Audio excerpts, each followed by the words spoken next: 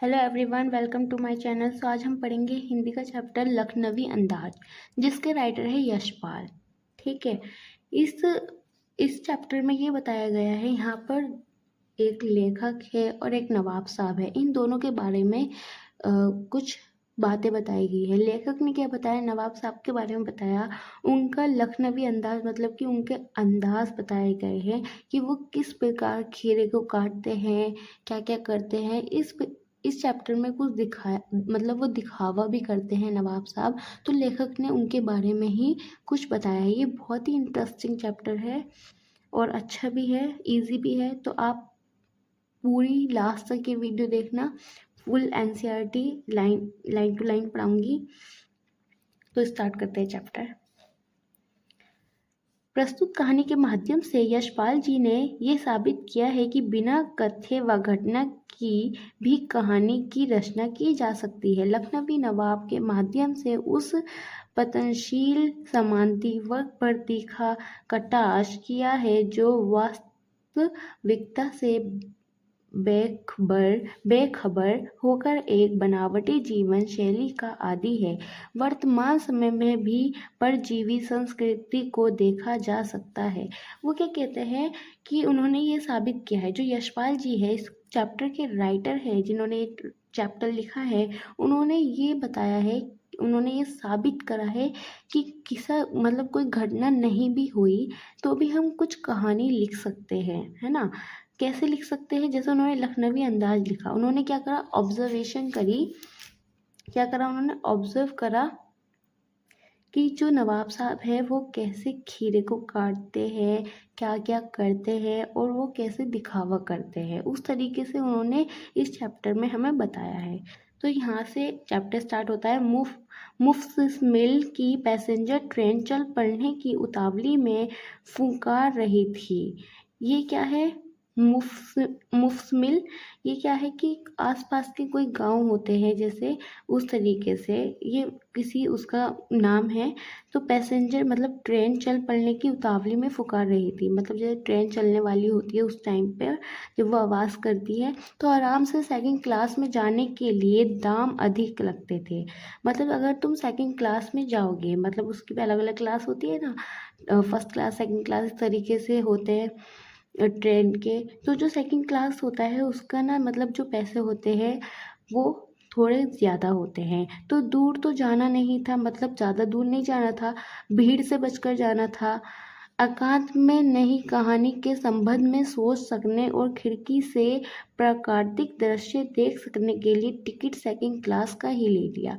वो अपने बारे में बताते हैं कि उन्हें ज़्यादा लंबा सफ़र नहीं करना था, है ना। उन्हें भीड़ से बच के जाना था, क्योंकि उन्हें क्या करना था कि वो बाहर का दृश्य देखकर उस पर कुछ नई कहानी लिख सके। और जब इंसान मतलब अकेला रहता है तो उसके दिमाग ज़्यादा चलता है, उस प्रकार से वो मतलब उसका दिमाग ज़्यादा चलेगा तो वो और अच्छी कहानी लिख सकता है। तो वो एक लेखक है तो वो कहानी वगैरह लिखते हैं, तो इसलिए उन्होंने क्या लिया, सेकंड क्लास लिया। ठीक है। गाड़ी छूट रही थी। सेकंड क्लास के एक छोटे डिब्बे को खाली समझकर जरा दौड़कर उसमें चढ़ गए। अनुमान के प्रतिकूल डिब्बा निर्जन नहीं था। एक बर्थ पर लखनऊ की नवाबी नस्ल के एक सफ़ेद पोश सज्जन बहुत सुविधा से पालथी मारे बैठे थे। सामने दो ताजे चिकने खीरे तौलिया पर रखे थे। डिब्बे में हमारे सहसा कूद जाने से सज्जन की आंखों में एकांत चितन में विस्म का असंतोष दिखाई दिया। सोचा हो सकता है यह भी कहानी के लिए सूझ की चिंता में हो या खीरे जैसी अपदार्थ वस्तु का शौक करते देखे जाने के संकोच में हो। तो यहाँ पर यह बताया उन्होंने कि मतलब उनकी ट्रेन छूट रही थी, तो इसलिए ना वो मतलब जल्दी जल्दी में जैसे ट्रेन में चढ़ जाते हैं उस तरीके से वो ट्रेन के डब्बे में चले मतलब चढ़े। तो उन्होंने सोचा कि जो ट्रेन का डब्बा है वो क्या होगा, खाली होगा। बट वो खाली नहीं था वहाँ, मतलब निर्जन का मतलब क्या है कि खाली नहीं था, है ना। निर्जन मतलब खाली नहीं था।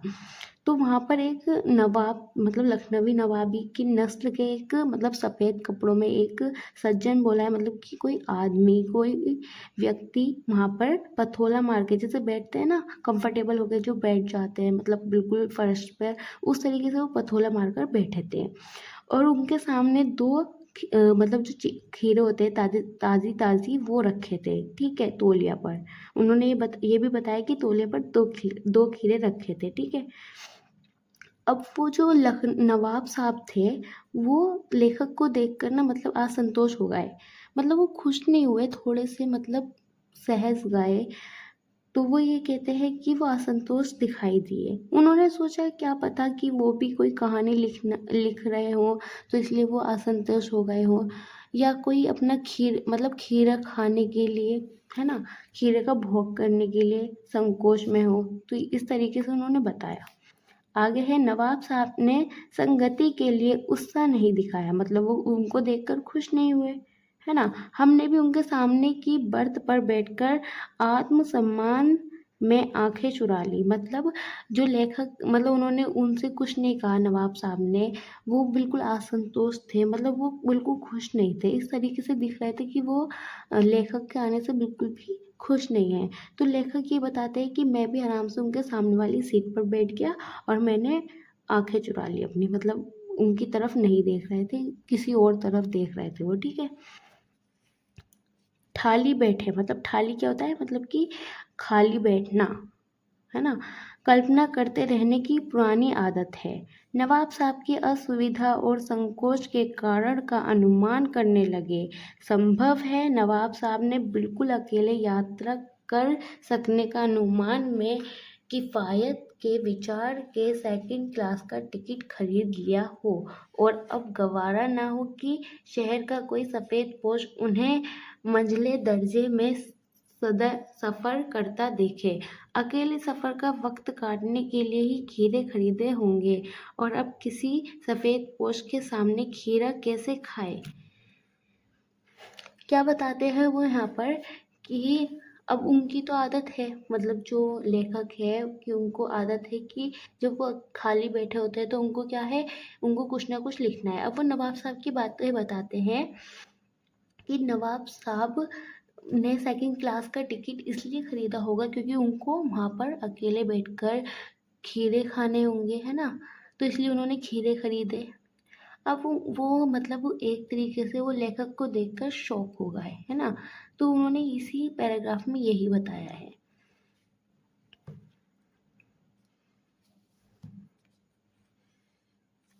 यहाँ पे क्या है, प्रस्तुत कहानी में लेखक बता रहा है कि अपनी नई कहानी के संबंध में सोचने व भीड़ से बचने के लिए सेकंड क्लास का टिकट खरीदकर रेलगाड़ी के एक डिब्बे में चढ़ गया।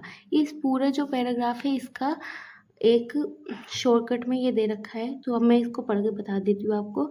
उस डिब्बे में उन्होंने देखा कि लखनऊ के एक नवाब की तरह एक सभ्य एवं शिष्ट व्यक्ति पालथी मारकर पहले से ही बैठा हुआ था, और उसने अपने सामने दो ताजे खीरे रखे हुए थे। उस सज्जन के चेहरे पर लेखक को चिंता व असंतोष का भाव दिखाई देता है।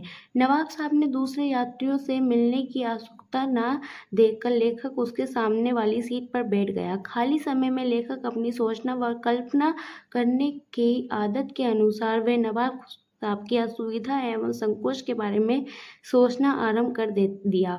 उन्होंने अनुमान लगाया कि नवाब साहब ने अकेले ही यात्रा करने के लिए सेकंड क्लास का टिकट लिया होगा। यात्रा के दौरान समय काटना उद्देश्य से ही ये दोनों खीरे खरीदे होंगे, परंतु लेखक को देखकर ही शायद वे चिंता में पड़ गए। तो देखो यहाँ पर कितना इंटरेस्टिंग ये चैप्टर है। उन्होंने मतलब ये बताया कि वो मतलब लेखक है तो ज़रूरी है कि वो मतलब खाली बैठे हैं तो वो कुछ ना कुछ तो कल्पना करेंगे, मतलब मन वो खुद ही खुद सोचते हैं कि नवाब साहब ने इस रेलगाड़ी का टिकट इसलिए लिया होगा क्योंकि उनको अकेले सफ़र करना होगा, और सफ़र करने के लिए उनको मतलब अकेले सफ़र कर रहे हैं तो इसलिए उन्होंने दो खीरे खरीदे होंगे। लेकिन अब सामने लेखक को देखकर ना वो चिंता में पड़ गए। उन्होंने यही बताया है इस पैराग्राफ में। फिर है, हम कनखियों से नवाब साहब की ओर देख रहे थे। नवाब साहब कुछ देर गाड़ी की खिड़की से बाहर देखकर स्थिति पर गौर कर रहे थे। अब वो बताते हैं कि हम उनकी तरफ मतलब तिरछी नज़र, मतलब जैसे नज़र किसी को देखते हैं फिर नज़र चुरा लेते हैं, इस तरीके से वो देख रहे थे। लेखक देख रहे थे किसको? नवाब साहब को। और नवाब साहब कहाँ पर देख रहे थे? खिड़की के बाहर देख रहे थे और सोच रहे होंगे कि आखिर सिचुएशन क्या है ना। फिर बताया गया है, ओह! नवाब साहब ने सहसा हमें संबोधन किया। आदाब अर्ज़, मतलब बहुत देर के बाद उन्होंने क्या किया? आदाब अर्ज़, मतलब एक तरीके से किसी को स्वागत करना, या किसी का आने पर जैसे सलाम करते हैं या कुछ भी करते हैं, प्रणाम करते हैं, उस तरीके से उन्होंने आदाब अर्ज़ किया। तो खीरे का शौक फरमाइए। क्या कहा उन्होंने? खीरे का शौक फरमाइए, मतलब खीरा खाइए, इस तरीके से, है ना। खीरा खाओगे या खीरा खाओगे, इस तरीके से उन्होंने पूछा। नवाब साहब का सहसा भाव परिवर्तन अच्छा नहीं लगा। अब लेखक को ये वाला मतलब ऐसे पूछा उन्होंने नवाब साहब ने, तो उनको बिल्कुल भी उनका व्यवहार बिल्कुल अच्छा नहीं लगा लेखक को। भाप लिया, आप शराफत का गुमान बनाए रखने के लिए हमें भी मामूली लोगों की हरकत में लथेड़ लेना चाहते हैं, जवाब दिया। शुक्रिया, किबला शौक फरमाइए। ये चैप्टर मतलब थोड़ा मतलब अजीब, इसमें थोड़े अजीब वर्ड्स आते हैं। शुक्रिया मतलब क्या होता है? मतलब धन्यवाद। अब किबला शौक फरमाइए मतलब आप ही खाइए, मतलब आप खाओ, इस तरीके से वो कह रहे थे, ठीक है। अब लेखक उनका खीरा क्यों नहीं लेते? क्योंकि लेखक इसलिए खीरा नहीं लेते उनका, क्योंकि वो उनको नीचे दिखाना चाह रहे हैं, तो लेखक भी नीचे तो नहीं दिखना चाहेंगे, तो इसलिए लेखक ने मना कर दिया कि नहीं, आप ही खाओ। तो नवाब साहब ने फिर एक पल खिड़की से बाहर देखकर गौर किया और दृष्टि निश्चित से खीरे को नीचे रखा, तौलिया झाड़कर सामने बिछा लिया। अब क्या कि नवाब साहब ने ना फिर से खिड़की के बाहर देखा और जो खीरे थे ना वो तौलिया, मतलब पहले तौलिया को झाड़ा और फिर उसको अपने ऊपर बिछा लिया और उस पर खीरे रख दिए, ठीक है। सीट के नीचे से लोटा उठाकर दोनों खीरों को खिड़की से बाहर धोया। मतलब जो सीट के नीचे कोई मतलब जो लोटा होता है, लोटा क्या होता है? एक मतलब एक पानी रखने का वस्तु होता है लोटा, उसमें पानी रहता है, तो उसको उठाकर उन्होंने खिड़की के बाहर पहले क्या करा? खीरों को धोया और फिर उन तौलियों पर मतलब उन तौलियों से साफ कर लिया। पोंछ लिया मतलब क्या होता है? साफ करना। जेब से चाकू निकाला, उनकी जेब में चाकू रखा होगा तो जेब से चाकू निकाला और दोनों खीरों के सिर काटे और उन्हें गूंथकर झाग निकाला। जैसे खीरा काटते हैं तो उसकी कड़वाहट मतलब निकालने के लिए, कड़वापन निकालने के लिए उसके जो मतलब जो उसके कॉर्नर होते हैं ना, उसको एक बार घिस लेते हैं। तो गोद का मतलब कि उसको घिसना और उसमें झाग निकलते हैं, तो उस तरीके से इसको बताया है। फिर खीरों को बहुत एहतियात से छीलकर फाकों को किन किरा- करीने से तौलिया पर सजाते गए। मतलब क्या करा? जब उन्होंने उसके झाग निकाल लिए, फिर उन खीरों को मतलब कि सही करके उन्होंने छीला। एहतियात मतलब कि बहुत ही अच्छे से उन्हें छीला और उनकी फाके बनाई और फाकों को तौलिया पर अच्छे से सजाया। तो उन्होंने यहाँ पर क्या बताया कि खीरे को कैसे काटा। मतलब पहले उन्होंने क्या करा? तौलिया बिछाई, फिर उन्होंने लोटा निकाल कर खीरे धोए खिड़की से बाहर, फिर उनको तौलिया से साफ किया, फिर चाकू निकाला, फिर उसके बाद उसके सिर काट कर उसको मतलब रब कर दिया, उसके झाग वाग निकाल दिए। फिर झाग निकाल कर उन्होंने क्या करा? उसको अच्छे से छीला और फाकों में काट कर तौलिया पर सजा दिया। फिर है, लखनऊ स्टेशन पर खीरा बेचने वाले खीरे के इस्तेमाल का तरीका जानते हैं। ग्राहक के लिए जीरा, मिला नमक और पिसी हुई लाल मिर्च की पुड़िया भी हाजिर कर देते हैं। यहाँ पे मतलब लखनऊ का एग्जाम्पल लिया। लखनऊ में ऐसी मतलब कोई खीर मतलब स्टेशन पर जैसे खीरे वगैरह, जैसे आपने देखा होगा कि ट्रेन स्टेशन पर अलग अलग चीज़ें मिलती है, कोई कुछ बेचता है, कोई चाय देता है, इस तरीके से खीरे भी बेचते हैं लखनऊ में ना। खीरे मतलब बेचते हैं, बेचने वाले। तो वो क्या करते हैं वहाँ पे जीरा वगैरह ये सब मतलब एक मिक्सचर होता है नमक जीरा मिर्ची का, तो उसको छिड़कते हैं। तो वो क्या कहते हैं लेखक की ये शायद जो नवाब साहब है वो भी लखनऊ का अंदाज जानते हैं कि कैसे खीरा खाया जाता है। तो उस प्रकार से उन्होंने क्या करा, लाल मिर्च और पिसी हुई लाल मिर्च जो थी और जीरा जो था, नमक जो था, वो सब पुड़िया पुड़िया में था उनकी। और उन्होंने बाद में खीरे की फाकों पर उसको छिड़क लिया। छिड़कना मतलब सुर्खी बुरक ली, मतलब कि उस पर लगा दिया। यहाँ पे लिखा है नवाब साहब ने बहुत करीने से मतलब बहुत ही अच्छे से या किसी अच्छे तरीके से खीरे की फाकों पर जीरा मिला, नमक और लाल मिर्च की सुर्खी बुरक दी। मतलब जैसे छिड़कते हैं ना किसी चीज़ पे कुछ, इस तरीके से उन्होंने छिड़क दिया। अब क्या है, नवाब साहब ने बहुत करीने से खीरे की फाकों पर जीरा, ये तो हो गया। उनकी प्रत्येक भाव भंगिता और जबड़ों के स्फुरण से स्पष्ट था कि उस प्रक्रिया में उनका मुख खीरे के रसा रसाव र- रसास्वादन की कल्पना से प्लावित हो रहा था। यहाँ पे लेखक क्या बताते हैं कि उनको देखकर ऐसा लग रहा था कि खीरा खाने के लिए मतलब उनके मुंह में पानी आ रहा हो। ये जो है रसावादन की कल्पना से प्लावित हो रहा था, मतलब कि मुंह में पानी आ रहा हो, इस तरीके से वो बताते हैं। फिर यहाँ पर इसका पूरे पैराग्राफ का एक छोटा सा दिया है, तो इसको ही पढ़ लेते हैं। लेखक बताता है कि नवाब साहब ने मौके की नज़ाकत को समझते हुए लेखक से नमस्कार कर खीरा खाने के लिए कहा। मतलब उन्होंने पहले तो वो मतलब बैठे थे, उन्होंने कुछ नहीं कहा, असंतोष दिखाया, लेकिन थोड़ी देर बाद उन्होंने खिड़की के बाहर देखा और मतलब इस सिचुएशन को जाना, और फिर क्या करा उन्होंने, उनको मतलब आदाब अर्ज़, जिसको मैंने बताया था कि सलाम या प्रणाम करना, नमस्ते करना किसी से, तो उनसे नमस्कार किया और बाद में क्या कहते हैं कि खीरा खाइए, है ना। तो लेकिन नवाब साहब ने खीरा नहीं लिया। उन्होंने भी क्या कहा कि उन्होंने मना कर दिया। अब भाई अपनी भी तो कोई सेल्फ रिस्पेक्ट होती है ना, तो इसलिए उन्होंने मना कर दिया। तो देखो यहाँ पे है, नवाब साहब की प्रवर्तित स्वभाव को देखकर लेखक भाप गया कि वह उन्हें एक साधारण व्यक्ति जैसा ही समझ रहा है, मतलब वो मामूली सा समझ रहा है ना। जो मतलब जो नवाब साहब थे वो लेखक को मामूली इंसान समझ रहे थे। अब कोई अपने आप को तो नीचा नहीं देखना चाहता, इसलिए लेखक ने वो खीरा नहीं लिया और खीरा खाने से मना कर दिया। नवाब साहब ने खीरे को धोया, पोंछा और काटकर उन्हें लगड़ा। इसके बाद चाकू से छीलकर उन्हें फाकों में काट दिया। फिर उनके ऊपर लाल मिर्च व जीरा मिला नमक छिड़क दिया। उन खीरों का रसावादन की कल्पना से नवाब साहब के मुंह में पानी आ रहा था। हम कनखियों से देखकर सोच रहे थे मियाँ रईस बनते हैं, लेकिन लोगों की नज़रों से बच सकने के ख्याल में अपनी असलियत पर उतर आए हैं। अब वो यहाँ पर क्या करते हैं, लेखक बताते हैं कि वो मतलब ऐसे सोच रहे थे, मतलब ऐसे इधर उधर से नज़रें चुरा रहे थे। अब मतलब वो ऐसा बन रहे थे जैसे वो बहुत ही अमीर फैमिली से बिलोंग करते हैं। क्या बन रहे थे, मियाँ रईस बनते हैं। रईस किसको बोलते हैं, कि जो अमीर होता है उसको क्या बोलते हैं, रईस बोलते हैं। लेकिन लोगों की नज़रों से बचने का ख्याल में, मतलब जैसे लोगों से नज़र बचा रहे थे और उनसे बचने के लिए वो अपनी असलियत दिखा रहे थे।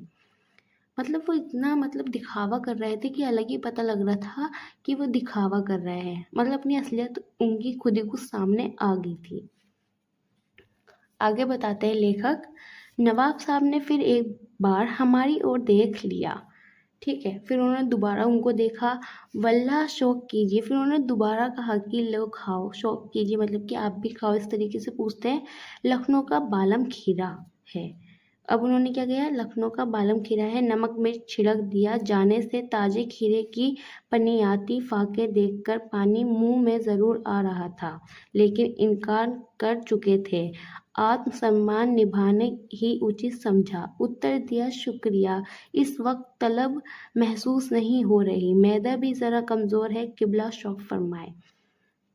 यहाँ पर यही बताया गया है कि नवाब साहब ने उनकी ओर देखा और कहा कि खाओ, इस तरीके से उन्होंने पूछा कि लो आप भी खाओ, शौक फरमाओ। तो लेकिन फिर क्या कहता है कि लखनऊ का बालम खीरा, तो इसलिए ये लखनऊ का बालम खीरा था, इसलिए इस चैप्टर का नाम क्या था, पूरा क्या रखा, लखनवी अंदाज रखा लेखक ने। ठीक है। अब वो अच्छे से उन्होंने मतलब पहले उन्होंने क्या करा था, पहले उन्होंने मना कर दिया था कि नहीं, तो उन्होंने क्या, पहले वो उन्होंने इनकार कर दिया था नहीं, तो इसलिए आत्मसम्मान मतलब क्या होता है, सेल्फ रिस्पेक्ट, क्या करना, सेल्फ रिस्पेक्ट को निभाना। उन्होंने क्या समझा कि सेल्फ रिस्पेक्ट को निभाना ही उचित समझा, और इसलिए उन्होंने क्या कर दिया, इनकार कर दिया। उन्होंने क्या कहा, आप ही खाइए। लेकिन उनको देखकर भी, लेखक को वो खीरा देखकर भी पानी आ रहा था, लेकिन उन्होंने सेल्फ रिस्पेक्ट रखते हुए अपनी खीरा खाने से मना कर दिया। और क्या रीज़न दिया कि मैदा भी ज़रा कमज़ोर है, किबला शौक फरमाए। मैदा मतलब कि पेट, मतलब पेट खराब होना इस तरीके से। तो उन्होंने क्या कहा, आप ही खाइए, मेरा पेट खराब है, इस तरीके से उन्होंने रीज़न दे दिया।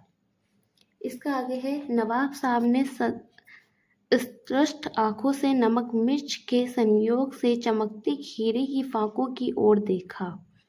क्या देखा, खीरे को अच्छे से देखा, खिड़की के बाहर देखकर दीर्घ निवास लिया, खीरे की एक फाक उठाकर होठों तक ले जाए, फाक को सूंघा, स्वाद के आनंद में पलकें मूंद गई, मुंह में भर आए पानी का घूंट गले से उतर गया। तब नवाब साहब ने फाक को खिड़की से बाहर छोड़ दिया। नवाब साहब खीरे की फाकों को नाक के पास ले जाकर वासना से रसावादन कर खिड़की से बाहर फेंकते गए। अब क्या करा, नवाब साहब जो थे उन्होंने क्या करा, जो ये नमक मिर्ची से छिड़का हुआ खीरे की फाक थी, उन्हें खाया नहीं। क्या कर रहे थे वो, बार बार पहले उसको अच्छे से देख रहे थे, फिर उसको सूंघा, मतलब अपने नाक के पास लेके गए, होठों तक लेके गए और उसको अच्छे से सूंघा, और ऐसे उन्होंने पल के नीचे करी कि उन्होंने खा लिया, और जो पानी आया उनके मुंह में उन्होंने वो घूंट पी लिया। ठीक है। और फिर वो जब उन्होंने वो घूंट उनके गले से उतर गया, तो उन्होंने क्या करा, जो खीरे की फाक थी वो खिड़की से बाहर फेंक दी। इसी तरीके से उन्होंने सारे खीरे खीरे के फाकों को एक एक करके फेंक दिया। क्या करते थे वो, पहले नाक के पास लेके जाते थे, है ना, पहले उसको अच्छे से देखते, फिर उनको नाक के पास लेके जाते, और फिर जो मुंह में पानी आ जाता उसको देखकर उसको गले तक ले जाने के बाद वो क्या करते थे, खिड़की के बाहर फेंक देते थे।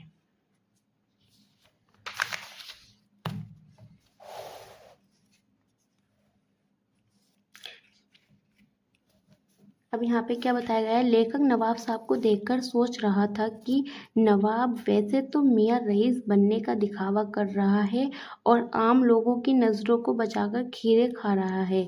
नवाब साहब ने एक बार फिर लेखक से खीरे खाने के लिए पूछा। जीरा मिला नमक व मिर्च लगाने लगे खीरे देखकर लेखक के मुंह में भी पानी भर आ रहा था, लेकिन आत्मसम्मान को बनाए रखने के लिए खाने की इच्छा नहीं है। वे कमजोर पेट होने का बहाना करते हुए मना कर दिया। इसके बाद नवाब साहब ने अपनी प्यासी नजरों से नमक मिर्च लगे खीरे की फाकों को देखा तथा एक लंबी गहरी सांस लेकर खीरे की एक फाक को सूंघा, स्वाद का आनंद आंखें बंद करके लिया और मुंह में आए पानी को पीकर फाक को खिड़की से बाहर फेंक दिया। इस तरह उन्होंने सूंघ सूंघ कर सभी फाकों को खिड़की से बाहर फेंक दिया। जो हमने पिछले मतलब पहले पढ़ा उसको एक छोटे से पैराग्राफ में अच्छे से बताया गया है कि क्या क्या हुआ था। तो उन्होंने क्या करा था, अमीर बनने के लिए उन्होंने खीरे का दिखावा किया। फिर उन्होंने बाद में एक बार और पूछा था लेखक से कि आप भी खाओ, लेकिन लेखक के मुंह में ही पानी आ गया था, लेकिन लेखक ने अपनी सेल्फ रिस्पेक्ट रखने के लिए क्या करा, मना कर दिया था, है ना, लेने से। और उन्होंने क्या बहाना बनाया कि मेरा पेट क्या है, कमज़ोर है, तो इसलिए वो खा नहीं सकते, आप ही खाओ, इस तरीके से उन्होंने मना कर दिया था। अब लेखक के खाने का स्टाइल बताया कि वो कैसे खा रहे थे, कि वो पहले उसको मतलब अपनी नमक मिर्च के जो खीरे थे उनको देखा, लंबी सांस से मतलब वो लंबी गहरी सांस लेकर खीरे की फाक को सूंघा, फिर अपनी आंखों से आंखें बंद करके उसको मतलब अच्छे से मुंह अब यहाँ पर क्या बताया गया है कि उन्होंने खीरा कैसे खाया था। ठीक है। खीरा उन्होंने कैसे खाया था? जो नमक मिर्च लगा खीरे की फाकों को उन्होंने अच्छे से देखा, फिर लंबी गहरी सांस लेकर खीरे की फाक को क्या करा? उन्होंने सूंघा, फिर अपनी आंखें बंद करके उसका आनंद लिया, फिर जो मुंह में पानी आया उसको पीकर जो मतलब खीरे की फाक थी उसको क्या करा? बाहर फेंक दिया खिड़की से। इसी तरह उन्होंने सारे खीरे को सूंघ सूंघ कर उनकी फाकों को क्या करा? खिड़की से बाहर फेंक दिया। अभी तक हमने ये पढ़ा। अब इसके बाद क्या है? नवाब साहब ने खीरे की सब फाकों को खिड़की के बाहर फेंककर तौलिए से हाथ और होठ पोंछ लिए और गर्व से गुलाबी आंखों से हमारी तरफ देख लिया, मानो कह रहे हो ये है खानदानी रईसों का तरीका। नवाब साहब खीरे की तैयारी और इस्तेमाल से थक कर लेट गए। हमें तस्लीम में सिर खम कर लेना पड़ा। ये है खानदानी तहजीब, नफासत और नज़ाकत। अब यहाँ पे मतलब क्या है? नज़ाकत का मतलब क्या होता है? कोमलता, है ना? इसका नज़ाकत का मतलब क्या होता है? कोमलता। इस पैराग्राफ में क्या बताया गया है कि जो नवाब साहब थे, लेखक हमें क्या बताते हैं कि जो नवाब साहब थे उन्होंने क्या करा कि जितनी फाके थी उनको सूंघ सूंघ कर तो उन्होंने खिड़की से बाहर फेंक दिया और तौलियों से मुंह हाथ साफ कर लिया, है ना? तौलिए से अपना मुंह हाथ साफ किया और इसके बाद बड़ी गर्व से लेखक की ओर देखा कि जैसे उनसे क्या कह रहे हो कि ये है तरीका, खानदानी रईस तरीका, मतलब अमीरों का खाने का तरीका, कि वो सूंघते हैं और खिड़की के बाहर फेंक देते हैं, है ना? इस तरीके से। और अंत में क्या करा उन्होंने? नवाब साहब ने लेट गए और अपनी कोमलता स्वच्छता के बारे में सोचते हुए उसके सम्मान में अपना सिर झुका लिया। लास्ट पैराग्राफ है। हम गौर कर रहे थे खीरा इस्तेमाल करने के इस तरीके को खीरे की सुगंध और स्वाद की कल्पना से संतुष्ट होने का सूक्ष्म, नफीस या एब्स्ट्रैक्ट तरीका जरूर कहा जा सकता है, परंतु क्या ऐसे तरीके से उदर की त्राप्ति भी हो सकती है? नवाब साहब की ओर से भरे पेट के ऊंचे डकार का शब्द सुनाई दिया और नवाब साहब ने हमारी ओर देखकर कह दिया, खीरा लजीज होता है लेकिन होता है शकील। अब इस शकील का मतलब क्या होता है? शकील का मतलब होता है कि आसानी से पचने वाला। क्या? आसानी से ना पचने वाला, मतलब जो आसानी से करके पचता नहीं है, ठीक है? तो क्या कहा उन्होंने? शकील। नामुराद मैदे पर बोझ डाल देता है। जान चक्षु खुल गए। पहचाना ये है नई कहानी के लेखक। खीरे की सुगंध और स्वाद की कल्पना से पेट भर जाने का डकार जा सकता है, तो बिना विचार घटना और पात्रों के लेखक की इच्छा मात्रा से नई कहानी क्यों नहीं बन सकती? अब लेखक क्या कहते हैं कि जिस तरीके से उन्होंने अपना खीरे को सूंघा और मतलब बाद में फेंक दिया और इस तरीके से उन्होंने डकार ली। डकार मतलब जब पेट भर जाता है उस तरीके से डकार जब आती है तो मतलब बिना खाए जब उन्हें डकार आ सकती है, उनका पेट भर सकता है, तो बिना विचार करे या बिना किसी घटना के हम कोई कहानी क्यों नहीं लिख सकते? हाँ, हम वो भी तो लिख सकते हैं ना। तो इस तरीके से उन्होंने ये पोएम को फिनिश किया। तो एक बार ये पढ़ लेते हैं लास्ट वाला। लेखक नवाब के द्वारा खीरे के इस्तेमाल के बारे में सोच रहा था। अब लेखक क्या सोच रहा था कि जैसे उसने इस्तेमाल किया, खीरे को काटा वगैरह, तो मतलब कि क्या इस सुगंध और स्वाद के सूक्ष्म, बढ़िया एवं अमूर्त तरीके से भूखा पेट तृप्त हो सकता है? मतलब जो उसका भूखा पेट था क्या वो भर सकता है? जैसे उसने उसको सूंघा, उसका पानी पी लिया और उसको खिड़की से बाहर फेंक दिया, क्या इस तरीके से तुम्हारा पेट भर सकता है? तो उसी समय नवाब साहब ने पेट भर जाने के बाद आने वाली डकार जैसी ऊंचे डकार ली तथा लेखक को बताया कि खीरा स्वादिष्ट होता है। अब उन्होंने क्या करा, जो नवाब साहब थे, मतलब जो उन्होंने खीरा फेंक दिया, फिर उसके बाद वो लेट गए, फिर उन्होंने क्या करा, डकार ली और बाद में लेखक को बताया कि खीरा बहुत ही स्वादिष्ट होता है, लेकिन क्या होता है, बहुत भारी होता है ना। इसके बाद लेखक की सोचना की शक्ति जाग गई। अब लेखक यहाँ पे क्या सोचते हैं, लेखक सोचते हैं कि जैसे नवाब साहब मतलब जागे, और लेखक ने क्या सोचा, नवाब साहब की ये जो कहानी थी इसको पहचाना। अब ये जो कहानी थी मतलब जो उन्होंने ऑब्जर्व करा था, अब इसी को ही उन्होंने लिख दिया। देखो यहाँ पे है, लेखक ने नवाब साहब को एक नई कहानी के लेखक रूप में पहचाना। तभी लेखक ने सोचा कि खीरा खाए बिना ही जब पेट भर सकता है, उसी सुगंध को स्वाद की कल्पना मात्र से डकार आ सकता है, तो क्यों नहीं बिना घटना विचार और पात्रों के एक नई कहानी लिखी जा सकती है। और वो यहाँ पर क्या बताते हैं कि जब बिना मतलब खीरा नहीं खाया तब भी उनका पेट भर गया, है ना, और डकार भी ले ली, तो इस प्रकार बिना किसी घटना के, बिना किसी विचार के कहानी भी तो लिख सकते हैं। इसी प्रकार उन्होंने ये कहानी लिखी। यहाँ पे कोई घटना नहीं हुई थी, सिर्फ उन्होंने क्या बताया, उनके खाने के स्टाइल में बताया, और लास्ट में ये चीज़ बताई कि जब तुम बिना खाए पेट भर सकते हो, तो बिना घटना के भी कहानी लिखी जा सकती है।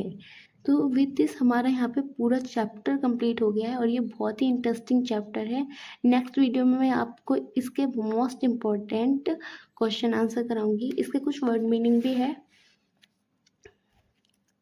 शब्दार्थ है मुफसिल, मतलब केंद्रस्थी नगर के इर्द गिर्द के स्थान। मतलब जो ये मुफसिल है, मतलब एक मतलब इधर उधर के जो स्थान होते हैं, जगह होती है, उनके नाम। सफ़ेद पोस्ट मतलब वृद्ध व्यक्ति।